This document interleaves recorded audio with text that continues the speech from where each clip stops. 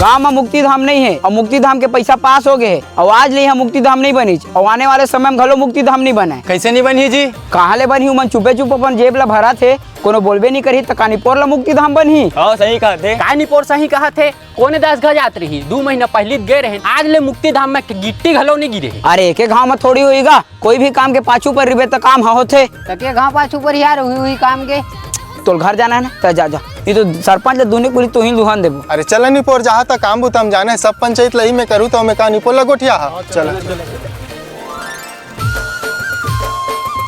ठीक है गा, मैं गांव का मुखिया हूँ, एक काम सरपंच के मैं कहा जानू। होगा सरपंच है तोर बात ला नहीं काटा कि तोरे में आए हैं तय है कई वे सरपंच जाते मुक्ति धाम जल्दी बन जाए कैसे का।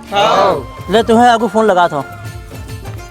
जय जोहार मुखिया जी, भारी दिन मसूरता करे। एक गांव वाले मन मुक्ति धाम बनवा देते कई के कहा थे, तो ध्यान दे भाई। भुला गए 4 महीना पहले दोनों के मुक्ति धाम के पैसा आता था बांटे। आज जिन दिन पहली बार मुखिया मजाक करे ये सारा सरपंच भैया आगे है, भांग खाए तो इसे आने जाने घुटिया थे। अब मुक्ति धाम सरपंच जी बनवा सारा तो ही बनवाबे।